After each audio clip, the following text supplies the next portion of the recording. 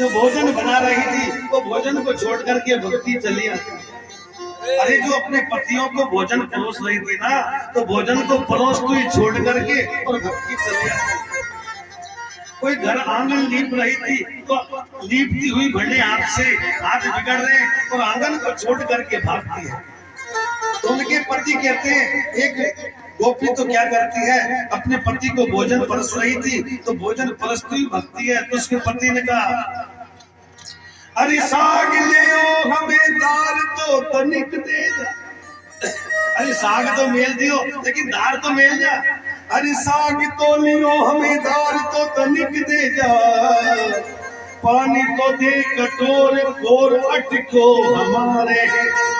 अरे मेरे तो घास अटक लो है और तू किधर भागी चली जा रही है। रोटी लेके आऊं क्यों नहीं कानन सुने दे बात। अरे दूध लिए ठाडी कहाँ चेतन विशाल। एक दूध का गिलास लेकर के खड़ी है और शरीर तो यहाँ लेके चित कन्हैया के पास पहुंचा। मुदित मुकुंद छिनहि में गयो काहे तोई। अरे भागी जात मुख से वचन न उचारे। उनके पति कह रहे, अरे हमें रोटी तो मिल जा, एक कह रहा हमें पानी तो मिल जा, एक कह रहा हमें साग तो मिल जा, लेकिन खड़ी है लेकिन चित्त को विसार दिया और भागी जात मुख देना वचन उचारो है। मुख से कुछ वचन नहीं निकलता और कन्हैया क्यों दौड़ती। खम्बा सी खड़ी है चारों और निहारे। एक गोपी तो खम्बा जैसी खड़ी स्थायी हो गई। खम्बा सी खड़ी है चारों दिशन निहारे खाना। और दादा वो तो गई को पोत की पुकार। उनके बच्चों ने कहा, अरे दादा, अरे वो नहीं रुकने वाली, वो तो चली गई, किसी ने उसको बुलाया है इसलिए वो नहीं रुकी और भाग जाती है। दूध में दार, दार में दूध, अंगारों में चावल, साग बगरते गोबर दे मारो। अब सखियों की क्या हालत हो गई गोपियों की कि दूध में दार, दार में दूध। दाल जब सीज रही थी तो उसमें दूध डाल देती है। दार में दूध, अंगारों में चावल। तो चावल गाय में डालना चाहिए पानी में, लेकिन आग में डाल देती है।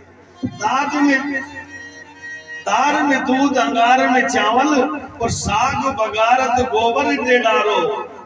और साग बगाड़ते समय क्या करती है, गोबर ही बगाड़ देती है, इतनी विचित्र हो जाती है। और खीर में नून मिलाई गई और पानी मांगते पात्र दे मारो। खीर में शक्कर की जगह नमक मिला दिया और उनके पति ने जब पानी मांगा तो गले को ही फेंक दिया कि ये लो पियो पानी। और हाथ दुल्हावत फोड़ो घड़ा, रुकवे के सुनी जैसे खाए खाए कहो पारो। और जैसे उनके पति ने कहा, अरे तू जा खा रही है, रुक तो जा, तो ऐसी हो गई जैसे कारो सांप खा गए हो। इस तरह की दशा उनकी हो जाती है। और उनके पतियों ने कहा, अरे भगवान, ऐसे नार से रंडवा भले, ऐसी नारी से रंडवा भले प्रभु, या ही ले की मोही समा। हे भगवान, या से तो या तो मुझे उठा लो तुम या मुझे संभालो। ऐसी साथी से, ऐसी घरवाली से तो रंडवाई बढ़ी है जो सुनती नहीं है। कहते क्या है, करती क्या है, या से तो विवाह ना हो तो जो अच्छा रहते। अब गोपियां मिलकर के भगवान के पास जाती है, क्योंकि सुखदेव जी कहते हैं कि परीक्षित, मेरे श्याम सुंदर से एक बार प्रेम हो जाना चाहिए। भगवान से जब एक बार प्रेम हो गया तो किसी और की आवश्यकता नहीं रहती। उन्हें अपने चित्त को परमात्मा में स्थिर कर दिया, इंद्रियों की वृत्तियों को परमात्मा में जोड़ दिया।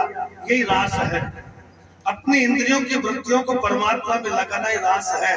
भगवान के साथ तो रास रोज करना चाहिए। इसी तरह अपनी वृत्तियों को ईश्वर में जोड़ लेना भक्ति के द्वारा। तो गोपियां तभी वो भगवान से जुड़ जाती है, और वृत्तियां जब भगवान से जुड़ जाती है तभी भगवानमय हो जाती है और उसे भगवान की प्राप्ति हो जाती है। लेकिन हम अपनी वृत्तियों को भगवान से नहीं जोड़ते, पूजा तो करते हैं लेकिन ऊपर ऊपर करते हैं। और जिसने आत्मा से भगवान को पूजन कर लिया, श्रद्धा से पूजन कर लिया, तो भगवानमय हो जाता है।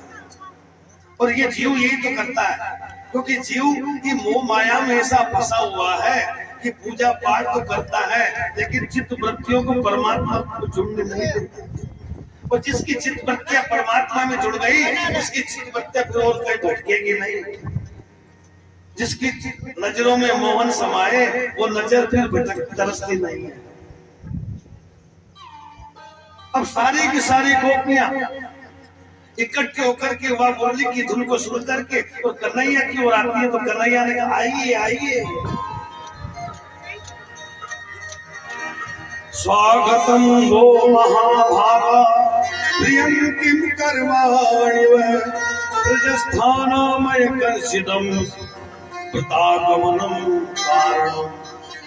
भगवान ने कहा आइए आइए गोपियों, स्वागत है आपका, स्वागत है स्वागत है। अब आप बताइए आपका यहाँ आने का कारण क्या है? देखिए आप, मेरे कन्हैया बंसरी से उनको बुलाते हैं और फिर आकर के कहते हैं आइए आइए आपका स्वागत है। अब ये बताइए आप क्यों आई हो? अब पूछ रहे उनसे कि आप ही बताइए आप क्यों आई हो यहाँ? रजनी ऐसा घोर रूपा घोर सत्य सेविता प्रत्यात प्रजमति नेहम स्वेवम स्त्रीमिदम सुमध्यमा। ये सुंदर गोपी हो, ये रात का समय है, बड़ा भयावना समय है, और तुम अपने पतियों को, बच्चे को, परिवार को छोड़ करके मेरे पास क्यों आई? और यदि आप आ भी गई हो तो इसमें कोई दोष नहीं है, क्योंकि संसार के जो भी जीव मुझसे प्रेम करते हैं, मुझ परमात्मा से प्रेम करते हैं, इसलिए कोई बात नहीं। आप आ गई हो तो आपका स्वागत है, लेकिन अब आप जाइए और घर जाकर के अपने पतियों की, बच्चों की, परिवार की सेवा करो। यही स्त्री का परम कर्तव्य है। यही स्त्री का परम कर्तव्य है कि अपने परिवार को पसंद रखे, बच्चों को पसंद रखे, पति के अनुकूल चले। भगवान कह रहे हैं तो आप आ गई हो तो ठीक है, लेकिन आप जाइए और अपने परिवार की प्रसन्नता के लिए काम कीजिए। उसी प्रसन्नता से मैं प्रसन्न हो जाता हूँ। जो स्त्री अपने परिवार की सेवा सुसप्ता करती है, अपने बच्चों की पालना करती है, पति की सेवा करती है, उसकी सेवा से मैं संतुष्ट हो जाता हूँ। उसे कहीं आने जाने की, पूजन करने की जरूरत नहीं है, लेकिन करे मन से, प्राण से करे। गोपियां चुपचाप हो गई। जैसे भगवान ने ये बात कही तो गोपियों ने नीची दोष कर दी और जमीन को कुरेदने लगी और सोचे वाह रे बड़े कन्हैया, पहले तो आपने बुला लिया और अब कह रहे हो कि अब जाइए आप।